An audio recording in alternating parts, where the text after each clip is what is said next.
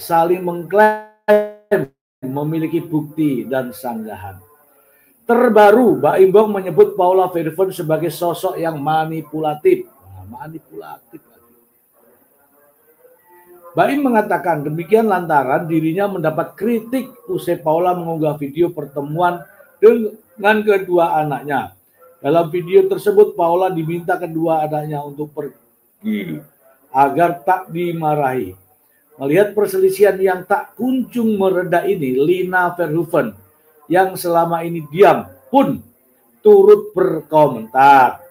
Lewat unggahan di Instagram Story-nya, Lina Verhoeven menyampaikan pesan penuh makna yang diduga berkaitan dengan konflik yang sedang terjadi pada Paula. Kalau matamu, wah ini tajam nih ya. Kalau matamu cuma dipakai untuk melihat keburukan orang lain, hidungmu nggak dipakai untuk mencium kebusukanmu sendiri. Tulis Lina. Meskipun tidak menyebut nama secara langsung, unggahan ini langsung menimbulkan spekulasi dari warganet. Banyak yang menduga bahwa pesan tersebut merupakan bentuk sindiran terhadap Mbak Imbong yang tengah mengalami masalah rumah tangga dengan Paula Verhoeven. Ya. Itulah teman-teman ya.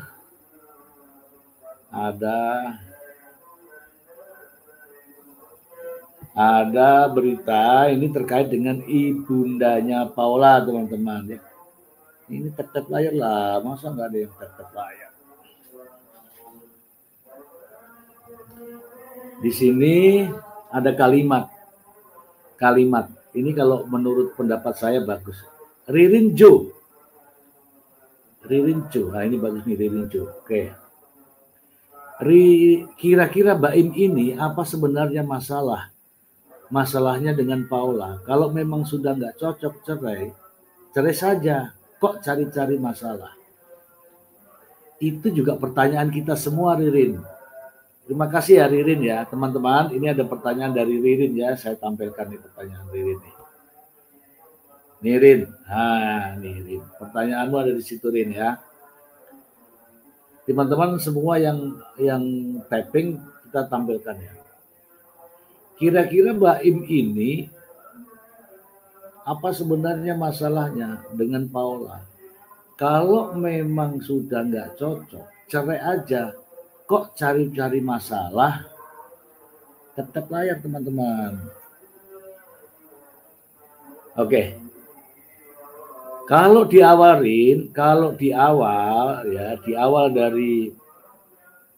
dari gugatan cerai ya Rin ya. Saya tutup dulu ini Rin ya. Kita ngobrol dulu. Kalau di awal gugatannya itu katanya sih ada perselingkuhan.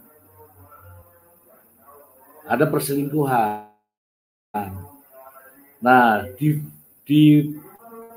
konferensi pers kemarin, wartawan nih pinter sekali nih wartawan nih. Wartawannya pinter sekali. Nanya dia, perselingkuhan yang dimaksud itu terjadi di mana? Kapan? Gak bisa jawab lah intinya. Makanya saya mengatakan bahwa perselingkuhan itu tidak ada. Karena itu, ya ini menurut pendapat saya, itu sudah dikondisikan di awal. Maksudnya sudah koordinasi dengan pengacara antara Mbak Imbong dengan pengacaranya. Gimana nih kita mau gugat cerai? Gugat cerai itu alasannya apa? Alasannya perselingkuhan. Maka disusunlah kalimat perselingkuhan itu.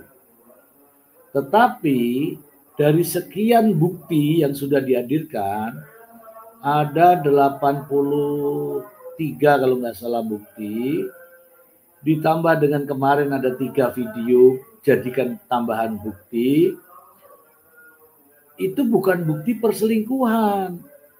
tetapi itu bukti yang berkaitan dengan masalah anak, sehingga dalil pokoknya itu tidak terbukti. Itu menurut pendapat saya, ya, dalil pokoknya tidak terbukti. Kalau dalil pokoknya tidak terbukti, kata pengacara bilang begini, kalau tidak menghadirkan saksi, maksudnya yang Niko Surya itu, ya dianggap membenarkan secara diam-diam. Membenarkan kok secara diam-diam. Itu aturan dari mana? Di pengadilan itu tidak bisa namanya membenarkan diam-diam. Harus ditanya, harus dijawab, harus ditanya, harus dijawab. Sekarang yang mendalilkan siapa? Mbak Imbong. Lalu siapa yang membuktikan? Yang membuktikan ya Mbak Imbong. Ini teman-teman, ini kita tidak sedang gibah, ini tidak sedang ngurusin perkaranya orang. Mbak Imbong ini public figure, artinya apa? Kita semua kenal dan kita semua bisa menilai permasalahan ini. Gitu ya teman-teman. Ya, gitu ya Mbak, siapa namanya ini, Mbak Ririn Jo. Memang cari-cari masalah, ini masalahnya dicari-cari. Kalau Mbak Imbong mengatakan bahwa adanya perselingkuhan di konferensi pers, selingkuh yang dimaksud di sini adalah adanya persetubuhan. Adanya persetubuhan antara laki-laki dan perempuan yang bukan pasangan yang sah. Tetapi sang pengacara selalu mengatakan membohongi suami, kemudian keluar rumah tanpa izin, kemudian iya kan, dianggap durhaka. Ini hukum kok diterapkan sendiri, itu gimana? Ada kalimat istri keluar rumah tanpa izin, itu durhaka. Nah, kalau itu diterapkan di Indonesia, istri-istri kita itu yang sering keluar rumah tanpa izin, durhaka semua. Ini kan nggak boleh begitu, ya. Oke teman-teman ya, saya mengatakan di sini dalil tak terbukti. Hak asuh anak jadi sesuai dengan kompilasi hukum Islam. Mbak Imbong sebar video. Nah, jadi memang benar Mbak Imbong itu memberikan video-video ke wartawan, video-video ke media agar menyebar. Itu video teman-teman bukan membalas perkara pokok atau bukan membalas dalilnya. Bukan. Itu hanyalah menutupi apa yang sudah viral. Mencoba menutupi apa yang sudah viral. Apa yang viral? Yaitu suara Kenzo. Suara Kenzo itu meledak. Sehingga dengan cara apa Mbak Im mau menutupi? Ya dengan cara mengeluarkan video juga. Tetapi banyak teman-teman yang tidak percaya, ya. Bagaimana bisa seorang sutradara, seorang konten kreator, seorang bintang film mendesain ini? Pastilah, karena kalau dilihat dari niatnya ya, niatnya adalah bercerai, tetapi menuntut hak asuh anak. Itu niat dari awal dan tertulis, jelas tertulis. Kalau tiba-tiba Mbak Imbong mengatakan, sabar Paula, ini anak saya serahkan kepada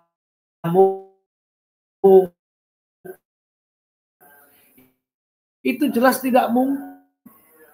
Dari awal itu loh kok nggak ada. Dari awal itu sudah niatnya adalah bercerai dan menuntut hak asuh anak. Jadi nggak mungkin kalau tiba-tiba sabar Paula, nanti anak-anak juga akan ke kamu. Paula itu masih mau mempertahankan rumah tangganya. Baim saja terlalu ngotot untuk bercerai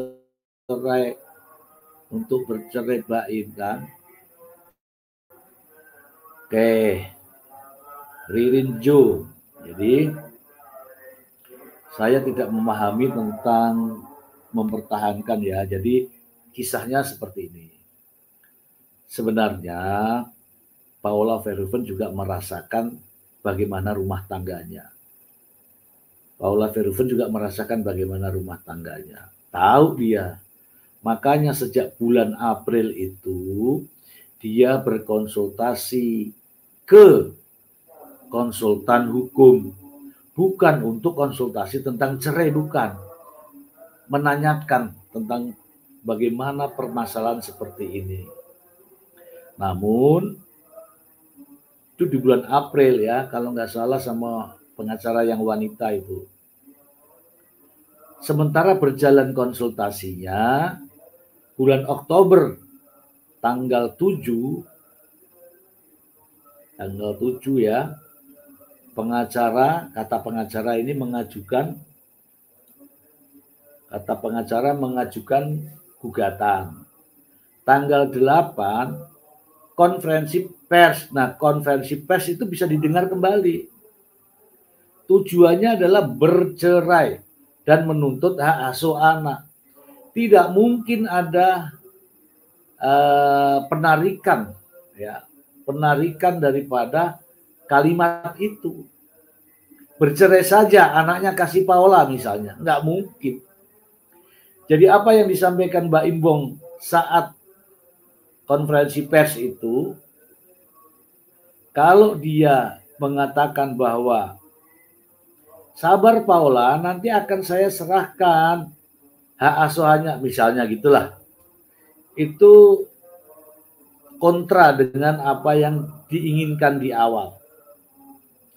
Gitu ya teman-teman ya. Jadi memang banyak intrik ya, banyak drama, iya betul. Banyak intrik, banyak drama. Kenapa?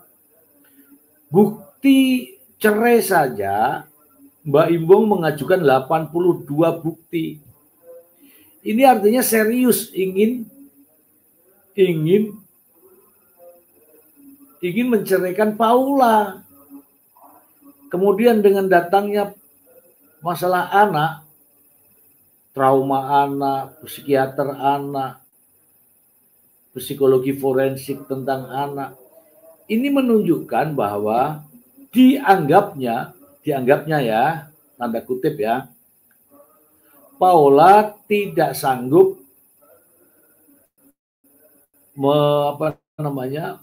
memelihara anaknya. Itu yang didorong oleh Baim di pengadilan. Nah, akhirnya setelah pembuktian itu, dalil awalnya adalah adanya perselingkuhan. Itu dalil awal.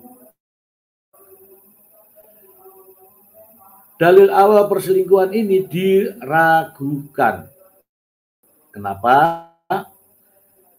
Kalau perselingkuhan itu kelihatan semua, maksudnya kelihatan tuh gini loh. Adalah di surat kabar, ada di video, ada tersebar di media sosial, ada. Ini tuh nggak ada. Kemudian ya teman saya juga di pengadilan agama itu mengatakan tidak ada tuh bukti perselingkuhan. Yang banyak didorong adalah terkait dengan anak. Kenapa kok anak? Karena Mbak Imbong ngebet selain bercerai juga ingin menguasai anak. kira-kira hak asuh anak ada di mana ya? Anak masih kecil, memang ada bukti Paula berzina. Nah, itu juga saya tanyakan. Bukti ini, ya ini berzina ini dalam bahasa Islam, dalam bahasa hukum di Indonesia namanya selingkuh. Yang dikatakan selingkuh itu adalah persetubuhan antara pria dan wanita yang bukan pasangan yang sah. Kalau itu tidak ada, artinya apa? Ya tidak ada perselingkuhan. Kalau tidak ada perselingkuhan artinya dalil tak terbukti. Kalau dalil tak terbukti artinya kembali lagi ke kompilasi hukum Islam.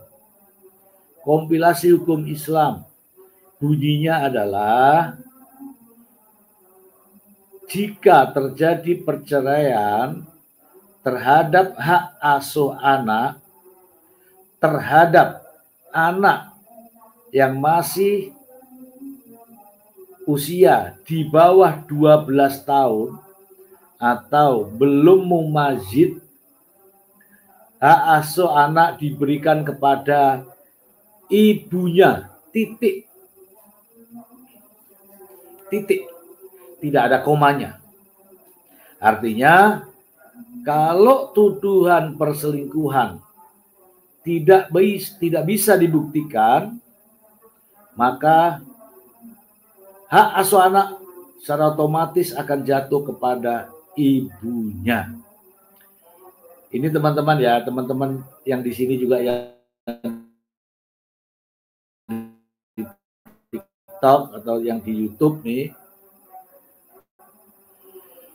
kira-kira apa yang dilanggar? Apa yang dilanggar jika putusan hak asuh anak ini, putusan saya kemudian hak asuh anak ini jatuh kepada ibunya?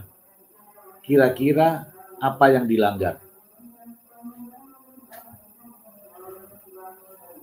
Apa yang dilanggar jika, teman-teman yang di sini ya, apa yang dilanggar jika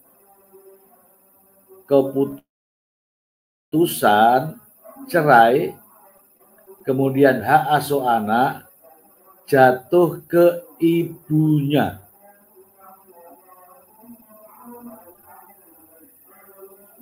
Kira-kira pelanggarannya di mana?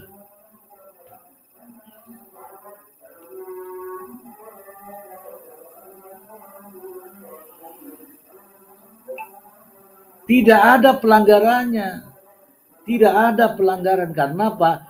Itu sudah sesuai dengan kompilasi hukum Islam. Kompilasi hukum Islam mengatakan pada pasal 105, anak di bawah usia 12 tahun ke ibunya. Pertanyaannya, balik lagi sekarang. Apa yang dilanggar jika hak asuh anak diberikan kepada Mbak Imbong?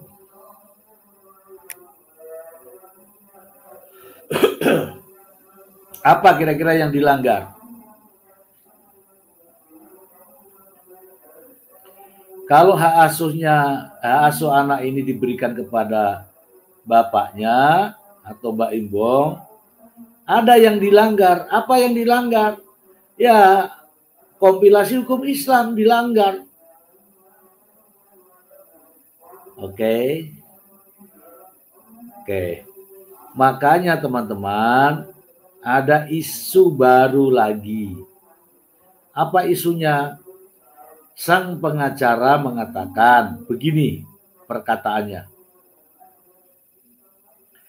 Seseorang yang tidak sehat jasmani dan rohani tidak layak mendapatkan hak asuh anak. Kira-kira ini siapa yang disebut. Memang dia tidak menyebut nama, tetapi dia menyebut seseorang. Seseorang ya pasti wanita. Kalau laki-laki tidak mungkin. Karena apa? Itu kliennya. Wanita ini siapa? Paula. Intinya Paula ini dianggap sedang mengalami sakit jasmani dan rohani sehingga tidak layak menjadi penerima hak asuh anak. Itu maksudnya. Nah, masalahnya sekarang kalimat sehat jasmani dan rohani itu tidak bisa hanya diucapkan. Tidak bisa hanya diucapkan. Harus ada bukti. Buktinya apa? Ya mungkin cek rumah sakit, hasil psikologi, hasil tes kejiwaan, dan lain-lain. Tidak bisa ini kamu sakit jasmani dan rohani, tapi tidak ada hasil pemeriksaannya, ya, tidak ada.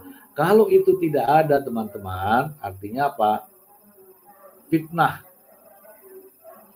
Jatuhnya fitnah. Kira-kira hak asuh anak ada di mana ya? Kalau bisa dibuktikan, ingat sekali lagi ya, kalau bisa dibuktikan bahwa Paula Verhoeven selingkuh, bisa dimungkinkan hak asuh anak ke bapaknya. Bisa. Tapi harus bisa dibuktikan dulu. Bagaimana pembuktiannya? Ada nggak perselingkuhan? Karena tidak ada, maka tidak jadi lagi nih hak asuhnya. Gitu ya teman-teman ya. Jadi sebenarnya simpel, gampang dan sebagainya. Kita bisa menilai ya apa yang diucapkan oleh Mbak Imbong, apa yang diucapkan oleh pengacaranya Mbak Imbong. Kita bisa nilai.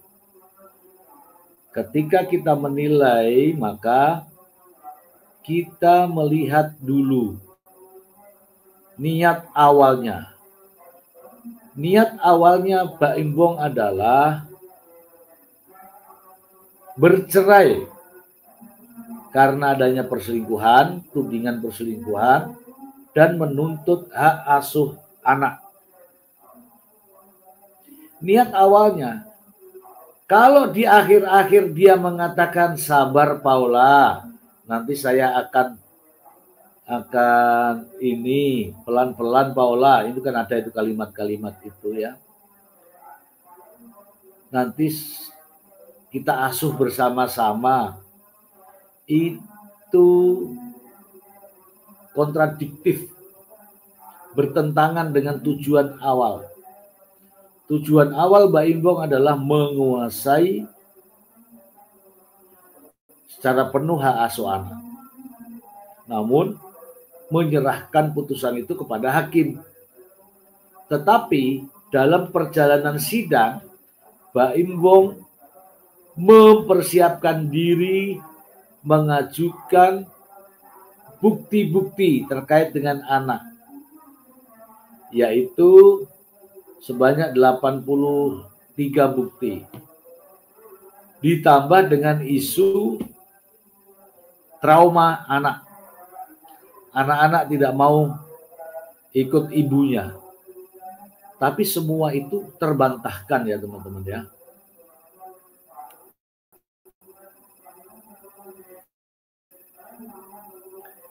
Ada Veronica, semoga Paula selalu punya kesabaran. Terima kasih Mbak Veronica. Wow, pengacara Mbak Imbong kok bisa menilai kesehatan orang. Nah itu sebenarnya sudah melewati batas daripada apa ya bahasanya ya, tugas dan tanggung jawab seorang pengacara. Tidak boleh itu pengacara mengatakan kamu sakit, dia sakit, jiwa, jasmani dan rohani tidak boleh. Ini kalau ada yang melaporkan, ini bisa jadi masalah. Ini kalau Mbak Imbong, kalau Paula Verhoeven tahu, atau tim-tim dari Paula Verhoeven tahu dengan kalimat-kalimat ini bisa dilaporkan teman-teman. Ya, yang mengatakan bahwa seseorang yang tidak sehat jasmani dan rohani tidak layak mendapatkan hak asuh anak. Seseorang yang dimaksud ini jelas Paula Verhoeven. Artinya Paula Verhoeven dikatakan bahwa sakit jasmani dan rohani. Itu nyata. Ya, itu ya. Tap-tap layar teman-teman. Ini ada 139, masa nggak ada yang tap-tap layar nih. Ya, tap-tap layar ya. Boleh juga bertanya-tanya, boleh.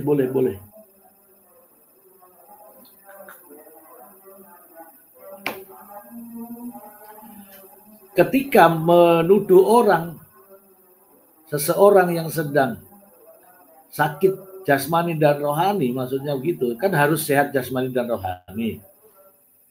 Itu menganggap Paula Verhoeven sakit. Kira-kira yang sakit siapa? Terima kasih, ada Mbak Veronica. Ini ada Mbak Veronica dari mana saya nggak tahu, tapi ini tampil di situ Mbak Veronica ya. Ada di layar Anda ya. Ini loh teman-teman, tap-tap layar. Pelit sekali nih teman-teman di sini nih. Tap-tap layar. Tek. Ada Jenny Jen. Maaf, jangan terlalu kepo dengan urusan orang lain. Mending urus diri kita sendiri. Kalau Paula Verhoeven, Mbak Imbong bukan public figure, kita nggak akan ngomong. Ya seperti kamu ini, kalau kamu nggak public figure, urusanmu sendiri. Ya, Jen ya. Ini masalah bukan masalah yang disembunyikan. Ini masalah ramai di berbagai media. Masa kita diam saja? Itu televisi pada membahas, media sosial pada membahas, koran-koran pada membahas, ya kan? Masalah anak dibahas. Masalah anak bukan masalah kepo-kepoan. Masalah anak itu masalah kita bersama. Ya, Jen ya. Lebih baik dihapus atau kamu nggak usah ada di sini, Jen. Karena kita beda. Kalau yang bicara begini nih, kelasnya saya sudah tahu. Ya, maksudnya dia nggak mau pusing dengan orang lain. Sementara ini masalah publik, masalah public figure. Public figure disebar itu melalui berbagai media sosial. Masa kita nggak boleh ngomong? Halo? Bisa aja. Terus, ini yang di media sosial ini kamu bilangin begitu semua? Begitu? Ya, jangan gitulah ya. Kalau kamu Jen, kamu public figure, kamu pasti akan kamu simpan bagaimanapun namanya public figure akan dibicarakan. Kecuali dia bukan public figure, Jen. Gitu ya. Misalnya nih, bapakmu sama ibumu bercerai. Nggak ada yang ngurusin, Jen. Misalnya ya, bapakmu sama ibumu bercerai. Nggak ada yang cerai. Atau kamu sedang ribut sama suamimu, saya nggak akan bahas. Emang siapa lo, kan gitu. Tapi karena ini public figure, rame di media, Jen, ya.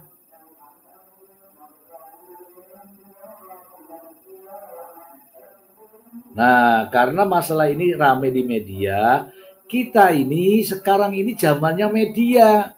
Lah masa kita disuruh diam? Anak kecil aja tahu masalah ini. Rame kan di HP orang-orang, di TikTok lah, di Facebook, di YouTube, di koran, di televisi. Rame. Ya, masa kita diam? Masalah anak itu bukan masalah yang sepele, bukan.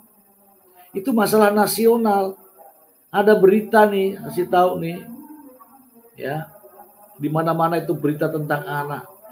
Halo, di mana saja selama ini ya? Ini ada yang di TikTok ya, Nining. Betul bang, masalah anak harus dibahas. Kita dulu pernah jadi anak-anak, dilahirin dari seorang ibu, berhak. Ya, kalau apatis seperti kamu menganggap bahwa itu kepo, ini kita nggak kepo. Kita belajar dari masalah ini. Coba bagaimana tidak kepo. Saya kasih tahu nih. Sidang ini adalah sidang terlama. Sidang terlama. Oke ya, satu. Sidang paling lama. Sidang ini adalah yang memakan banyak orang yang ikut dilibatkan. Adanya saksi, adanya ahli digital, ahli forensik, ya kan? Ada ahli lagi apa kemarin, psikiater, ya enggak? Kita nggak boleh diam. Kita belajar dari masalah ini. Terus anak itu suaranya ribut di berbagai media. Lah masa kita diam? Untuk apa ada undang-undang perlindungan anak? Untuk apa ada HAM perlindungan wanita? Tidak ada undang-undang perlindungan pria loh ya, teman-teman pria ya. Tidak ada. Janganlah kita diam. Kalau kau diam nanti suatu saat ada masalahmu, kita diamkan saja. Orang dia dulu lamaran, pacaran, itu sudah masuk di media. Terima kasih ya, Jo ya. Ya, pacaran saja dijadikan tayangan televisi, sampai melahirkan pun disampaikan di televisi, di media, ya kan? Sampai hamil gedenya pun ada di televisi, sampai punya anak lagi juga di televisi ada, di media semua ada. Masa bercerainya dengan berebut hak asuh anak, masa kita diam? Iya kan? Mereka nikah sampai punya anak disiarkan di TV. Halo. Jangankan ini. Jangankan di nikah, pacaran. Pacaran tuh ada. Tunangan, ya kan ada. Waktu COVID kalau nggak salah ya. Atau belum COVID. Tunangan, kemudian ngidam, hamil, melahirkan, semua disiarkan di televisi, semua ada di berbagai media. Masa kita nggak boleh nih? Ini masalah anak, bro. Terima kasih ya. Silakan teman-teman berpendapat. Kira-kira ini, apakah kita diam-diam saja melihat persoalan ini? Teman-teman tahu kan, ini adalah sidang cerai terlama. Dari 7 Oktober, 8 Oktober, kemudian Oktober, November, Desember, Januari, Februari, Maret. Ini Maret, bro. Hampir waktunya tuh hampir maksimal 6 bulan. Waktu lahiran juga ada hadiah. Dan hadiahnya juga dimediakan. Rame di media. Waktu Paula melahirkan Keanu, dia hadiahkan mobil. Setelah anak 2 dia hadiahkan masalah, kasihan. Paula, kalau memang Paula ingin bercerai, nggak mungkin ada Kenzo. Nah, itu. Jadi Gini.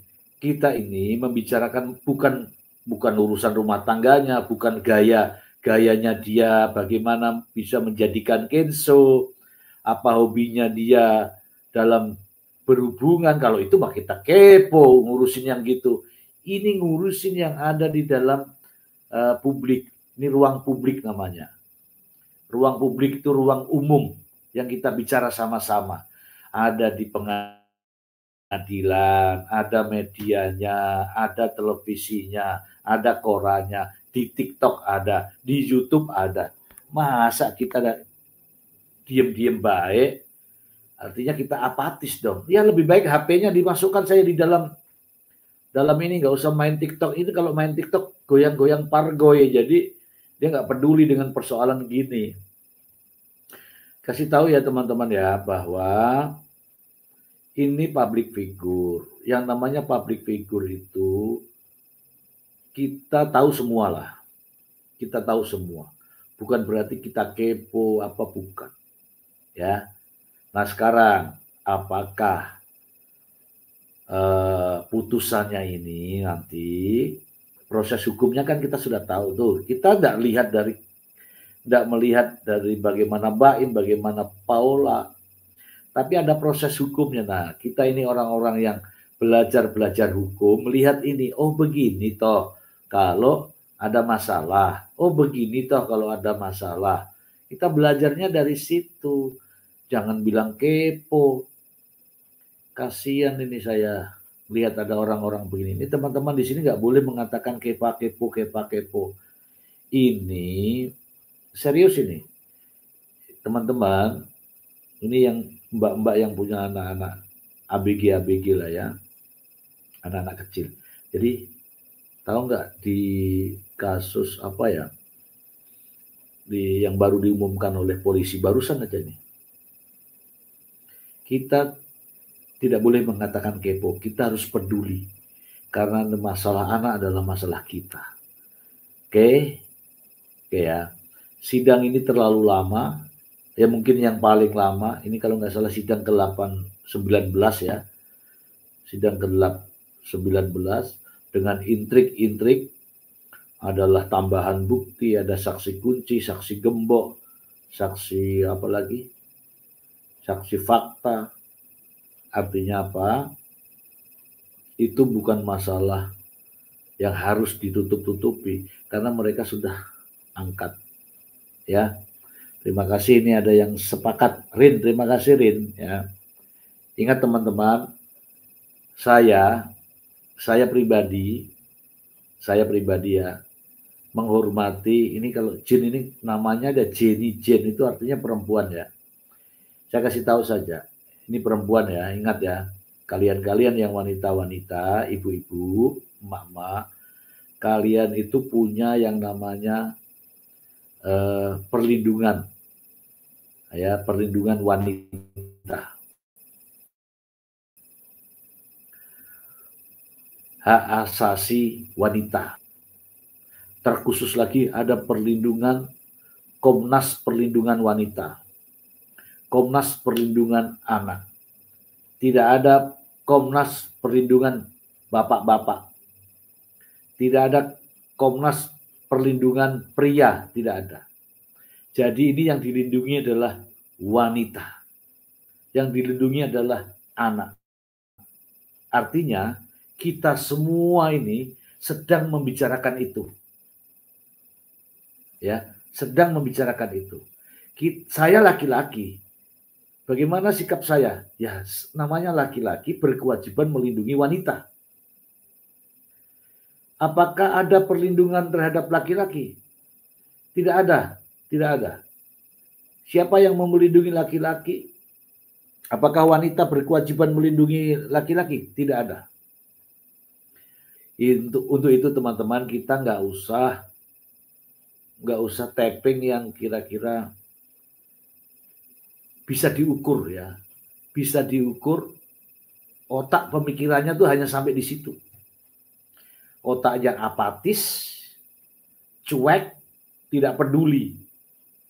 Suatu saat peristiwa yang seperti ini menimpa, Jangan berharap orang lain mau peduli, karena kamu aja tidak peduli dengan kondisi seperti ini. Oke ya teman-teman ya. Saya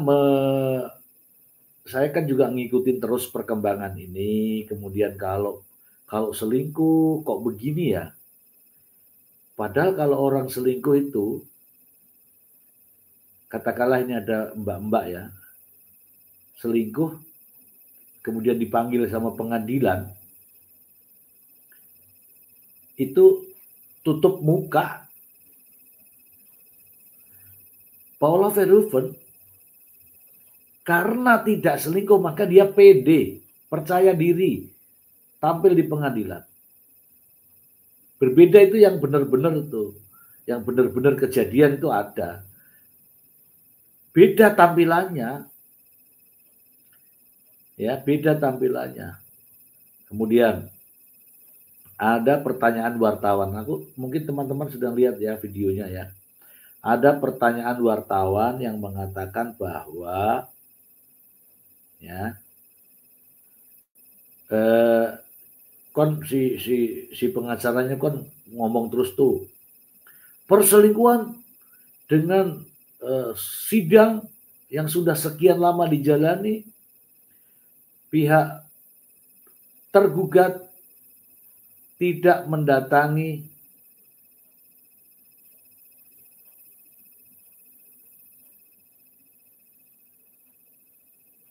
tidak mendatangkan lagi saksi, tidak menghadirkan lagi bukti, tidak artinya berhenti. Tidak ada saksi yang membantah. Saksinya aja gak didatangkan kok membantah, artinya. Tapi diplesetkan menjadi kalau tidak ada lagi saksi, dianggap sebagai pengakuan diam-diam. Pengakuan diam-diam. Katanya membenarkan. Nah, dalilnya pengacara dibenarkan oleh pengacara sendiri. Itu satu. Yang kedua, mau nggak kira-kira teman-teman sebagai seorang ibu, mau nggak teman-teman sebagai seorang wanita, mau nggak teman-teman sebagai seorang perempuan dikatakan tidak sehat jasmani dan rohani, sehingga tidak layak mendapatkan hak asuh anak? Kira-kira kalau mendengar itu tuh gimana menurut teman-teman? Ada kalimat itu, ya, kalimat itu. Nah, ini benar nih ya, ada ini. Ada kasusnya Ruben Onsu ya. Ruben Onsu kan juga sudah bercerai tapi diam. Nah, itu kita bandingkan di situ. Public figure juga Ruben Onsu sama Sarwenda. Nggak ada suara apa-apa di media sosial, damai-damai. Ya enggak? Ya, Rin, ya kan? Masa dibilangin apa tuh? Dibilangin. Kan begini nih, bunyinya begini nih, dengerin. Seseorang yang tidak sehat jasmani dan rohani tidak berhak mendapatkan hak asuh anak. Dia tidak menyebut memang nama Paula, tetapi dia mengatakan seseorang yang tidak sehat jasmani dan rohani tidak berhak mendapatkan hak asuh anak. Kira-kira ini seseorang yang dimaksud ini Mbak Imbong atau Paula?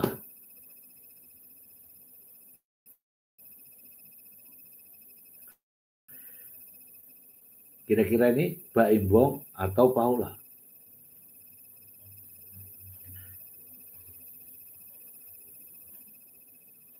Yang dimaksud Paula kan? Oke. Paula kan yang dimaksud. Oke. Paula ini seorang wanita atau seorang pria? Wanita. Seorang ibu. Seorang perempuan. Dan itu diucapkan oleh pengacara lawan, bukan pengacaranya.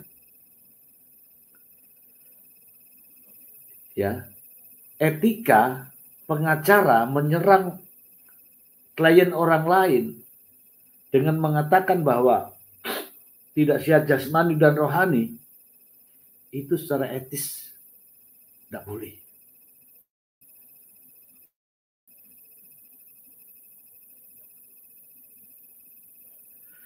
Ini ada bara banjar. Oke, ini ada bahasa begini. Asuh bergantian saja atau beri kesempatan untuk bersama ayah atau ibunya. Toleransi saja. Ya kalau hakim kan pandangannya di kompilasi hukum Islam. Hukum Islam itu aturannya sudah ditulis 1 begini, 2 begini, 3 begini, 4 begini. Ya sebenarnya nggak apa-apa. Kalau perceraiannya cerai aja, masalah anak itu kan bukan, anak itu tidak ada bekas anak, tidak ada bekas ibu, bekas bapak, nggak ada. Yang ada itu bekas suami, bekas istri. Itu benar. Ya karena masing-masing sudah egonya sudah di awal, yaitu apa? Menggugat cerai Paula Verhoeven karena selingkuh dan menuntut hak asuh anak. Artinya dia ingin dong anaknya ini, seandainya menuntut hak asuh anak itu tidak ada, cerai saja. Ini yang terjadi. Sudah kita damai, asuh anak bareng-bareng. Tetapi karena ada kalimat di depannya, di awal mula ya, masih ingat ya tanggal 8 Oktober itu, mengatakan bahwa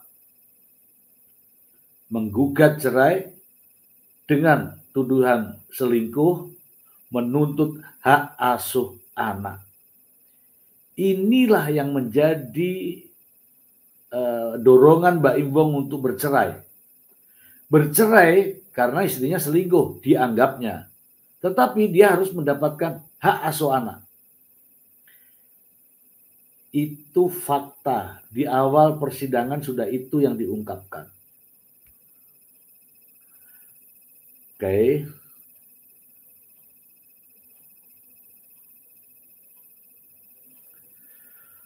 Oke teman-teman ya, saya tidak sedang ini. Jadi kita dudukkan dulu persoalan. Oh begini di akhirnya. Di akhirnya begini. Duh, di awalnya kan begini. Tidak mungkin dong. Nah gitu. Jadi kita harus mengingat pembicaraan waktu di awal. Jangan hanya melihat keluh kesah di akhir. Di awal itu emosi, ingin bercerai, ingin hak asuh anak, tanpa ada gugatan harta gono gini. Tanpa. Oke. Kalau di belakang, hari-hari kemarin sih baru ada itu. Bilang, Paula, sabar Paula, itu kan baru hari-hari terakhir setelah ada videonya Kenzo yang rame itu. Itu ya teman-teman ya. Sehingga Mbak Imbong juga ingin meluruskan katanya. Karena apa? Tahu nggak kenapa? Netizen rame itu. Apa bunyinya? Boikot Mbak Imbong. Disitulah yang membuat gregel Mbak Imbong sehingga konferensi pers kemarin lama. Ya teman-teman ya. Terima kasih yang sudah tap-tap layar ya teman-teman ya. Terima kasih yang sudah tap-tap layar karena ini live. Ini kalau HP yang ini, TikTok yang ini baru ya teman-teman ya. Baru live 2 kali kalau nggak salah ini. Terima kasih yang sudah tap-tap layar. Kalau memang ini bermanfaat ya, silakan dibantu tap-tap layar, diikuti ya. Kalau mau, kalau nggak mau juga nggak apa-apa. Tapi saya rasa mau ya. Oke. Bara Banjar. Anak berhak mendapat kasih sayang kedua orang tuanya. Saling memaafkan itu lebih baik. Tidak usah boikot. Wah, ini gimana nih? Yang boikot bukan saya. Yang boikot itu suara netizen. Kalau anak berhak mendapatkan kasih sayang kedua orang tua itu dari awal, dari lahir sudah begitu. Ayo, yang pendapat yang bagus. Boykot bukan ini netizen.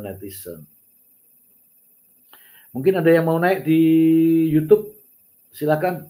Kalau ada yang mau naik tapping, silakan dikomentari. Seseorang yang waras tidak akan mengatakan dirinya waras. Tuh pengacara terlalu tinggi. Saya nggak bilang apa ya, itu harusnya ada batasan-batasan. Batasan-batasan pengacara itu nggak boleh mengungkapkan orang lain, nggak boleh. Pengacara itu urusan aku pengacaramu. Ya udah kamu aja yang saya bahas. Aku pengacaranya Mbak siapa ini Mbak Ririn. Ya udah kita Mbak Ririn, ayo Mbak Ririn, apa yang kita mau strategi apa ya? Mbak Ririn aja kita koordinasinya. Tidak perlu menyerang seseorang sampai dibilangin trauma kepada ibunya, kemudian ibunya tidak sehat jasmani dan rohani. Itu nggak boleh, itu namanya lompat pagar. Kalau saya dengan Mbak Ririn ada apa? Mbak Ririn gini, Mbak Ririn gini, Mbak Ririn gini. Oke. Ya sudah cukup dengan Mbak Ririn aja kita. Nggak perlu ada lompat pagar, itu wilayahnya orang itu. Pengacara sebelah saja yang Pak Alfon Kurnia Palma itu nggak pernah ngomong. Mau ngomong aja dibatasi karena ini menyangkut masalah apa? Masalah anak. Jejak digital anak. Ini anak nanti kalau rame ini anaknya sudah besar dibilang ibunya sakit jiwa, wah. Ini saya bilang sakit jiwa ya karena di situ ada jasmani dan rohani.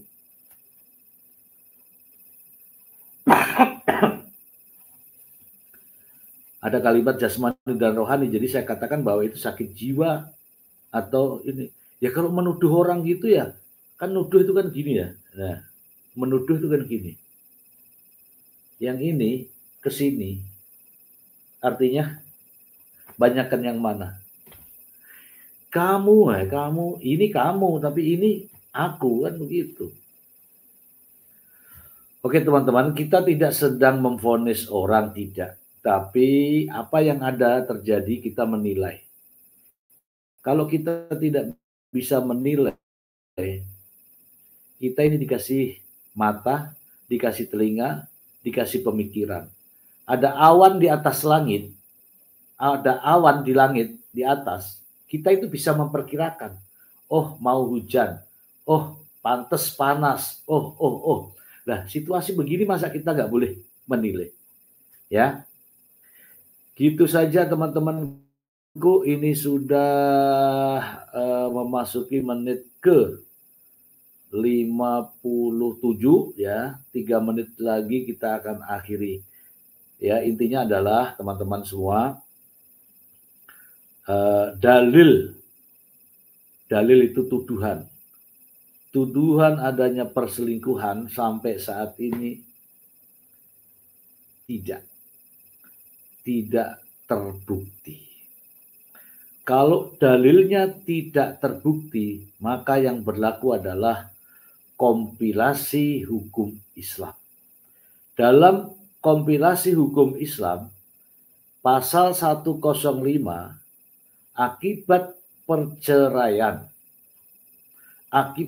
perceraian terhadap anak yang usianya masih di bawah 12 tahun atau belum mumazid, hak asuhnya diberikan kepada ibunya. Ya. Diberikan kepada ibunya. Dan mantan suaminya atau bapaknya berkewajiban memberikan nafkah pemeliharaan sampai anak itu usia dewasa atau bisa mandiri. Oke, teman-teman semua, semoga informasi-informasi ini saya tidak mau membahas yang bukan bidang saya ya. Gosip-gosip itu saya nggak mau, saya berbicara berdasarkan data, fakta, dan realita. Saya tidak mau ngegosip, ngegibah yang tidak ada dasarnya. Dan saya juga menerima konsultasi online gratis untuk teman-teman berkaitan dengan hukum. Ya, berkaitan dengan hukum apa saja. Silakan komunikasi lewat WA saya, ya. Demikian, terima kasih, semoga bermanfaat. Terima kasih banyak untuk teman-teman yang ada di YouTube, Mbak Ririn. Kemudian ada teman-teman yang lain yang masih di bawah yang tidak sempat komen, ya mungkin tidak tahu bagaimana caranya komen. Pokoknya terima kasih banyak lah ya semuanya.